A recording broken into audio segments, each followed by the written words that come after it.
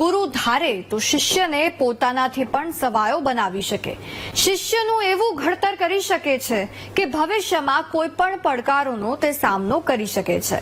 આજે વાત કરવી છે અમરેલીની કલામ ઇનોવેટિવ સ્કૂલની.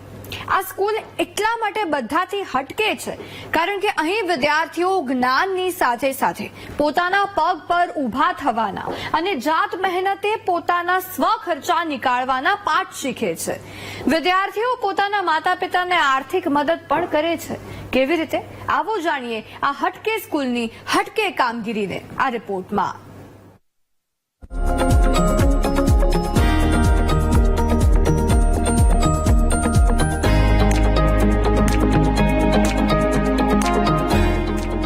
છે અમરેલીની કલામ ઇનોવેટિવ સ્કૂલ.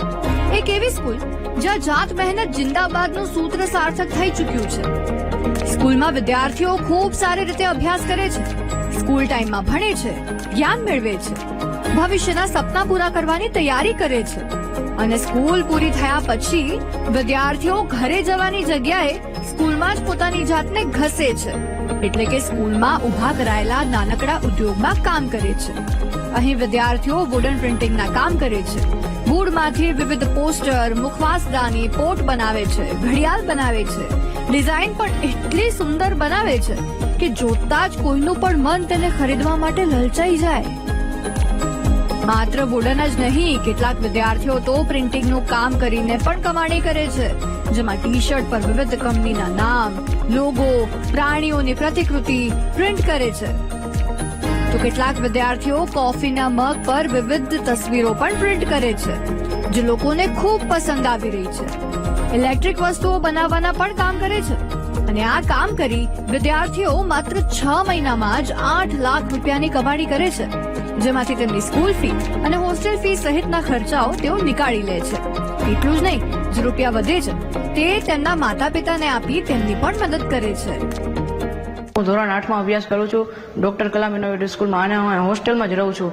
જ્યારે અમારો હોસ્ટેલનો ફ્રી ટાઈમ હોય ત્યારે આ બધી અમે પ્રવૃત્તિ કરીએ છીએ. Laser cutter, T shirt printing, mug printing, અને તેમાંથી જે પણ પૈસા આવે તેમાંથી અમે માતા પિતાને આર્થિક રીતે મદદરૂપ થઈએ છીએ અને સ્કૂલ ફી અને હોસ્ટેલ ફી ભરીએ છીએ. હું કેવાયસીમાં માર્કેટિંગ ટીમનો મેમ્બર છું. અમે કેવાયસીના સ્ટુડન્ટ લેઝર કટિંગ મશીનથી અલગ અલગ લેઝર આર્ટિકલ્સ બનાવ્યા છે, જેમ કે ડ્રાયફ્રૂટ બોક્સ, મુખવાસદાની, લેડીઝ પર્સ, ક્લોક અને ડાયરી અને નાઇટ લેમ્પ પણ બનાવ્યા છે. સબ્લિમેશન મશીનથી અમે T shirt printing, mug printing અને બોટલ પ્રિન્ટિંગ પણ કરીએ છીએ અને આ બધી પ્રોડક્ટનું અમે B2B અને B2C ચેનલમાં સેલિંગ કરીએ છીએ. આમાંથી જેટલું બી પ્રોફિટ જનરેટ થાય એ 100% અમે સ્ટુડન્ટનું હોય છે અને આ અમે પ્રોફિટ અમારી સ્કૂલ ફી તેમજ હોસ્ટેલ ફી ભરવામાં વાપરીએ છીએ. અમે કેવાયસીની અંદર મગ પ્રિન્ટિંગ, ટી શર્ટ પ્રિન્ટિંગ અને લેઝર કટર જેવા અલગ અલગ મશીનો સાથે કામ કરીએ છીએ અને આમાંથી જે રેવન્યુ જનરેટ થાય છે તે અમારા નફામાં જ મળે છે અમને.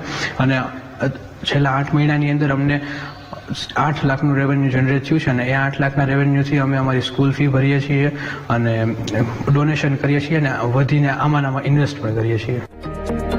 સાંભળ્યું ને, વિદ્યાર્થીઓ ભણવાની સાથે સાથે કામ કરીને કમાણી કરે છે, પરંતુ ઘણા લોકોને અહીં એવો સવાલ થતો હશે કે સ્કૂલે આ પ્રકારની પ્રવૃત્તિ શરૂ કેમ કરી અને આ પ્રવૃત્તિ શરૂ કરવા પાછળનો ઉદ્દેશ્ય શું છે? તો આ પાછળ પણ એક કહાની છુપાયેલી છે, જેના પરથી સ્કૂલના સંચાલકોએ સ્કૂલમાં સ્ટાર્ટઅપ સ્ટુડિયો શરૂ કર્યો અને વિદ્યાર્થીઓ કમાણી કરતા થયા. એ કહાની શું છે તમે ખુદ સાંભળો. અમારા ધ્યાનની અંદર એક કિસ્સો આવ્યો, જેની અંદર એક પિતાએ પોતાના પુત્રની ફી ભરવા માટે પોતાનું જૂનું બાઇક વેચી દીધું. હોસ્ટેલની અંદર રહેતા બાળકની 40,000 રૂપિયા જેવી નજીવી ફી ભરવા માટે એક પિતાએ આ પ્રકારનું કાર્ય કરવું પડ્યું, જે અમારા માટે ખૂબ લાગણીપૂર્વક હતું. એમના પ્રત્યેની સંવેદનાથી અમે અમારા શાળાની અંદર સ્ટાર્ટઅપ સ્ટુડિયો એસ્ટાબ્લિશ કર્યો. આ સ્ટાર્ટઅપ સ્ટુડિયોની અંદર વિદ્યાર્થીઓને અમે મશીન લઈ આપ્યા. મશીનની અંદર વિદ્યાર્થીઓ અલગ અલગ પ્રકારની પ્રોડક્ટ બનાવે અને માર્કેટની અંદર સેલ કરે.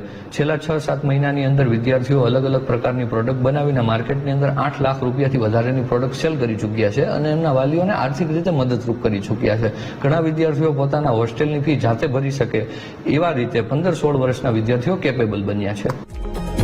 એક પિતાએ દીકરાની હોસ્ટેલ ફી ભરવા પોતાનું બાઇક વેચી દીધું અને સ્કૂલે અન્ય કોઈ પિતાને આવું ન કરવું પડે તે માટે વિદ્યાર્થીઓને જ આત્મનિર્ભર બનાવવાનું પ્રણ લીધું, જે આજે સાર્થક થયું છે. કલામ ઇનોવેટિવ સ્કૂલમાં હાલ ધોરણ 9 અને 10ના 18 વિદ્યાર્થીઓ સ્ટાર્ટઅપ સ્ટુડિયોમાં કામ કરે છે અને આ કામ ભણવા અને રમતગમતના સમય પછી કરવામાં આવે છે. આમ આજે કલામ સ્કૂલ સાચા અર્થમાં ગરીબ વિદ્યાર્થીઓ માટે ગુરુકુળ બની ગઈ છે. Dilip Jiruka, VTV news, Amreli.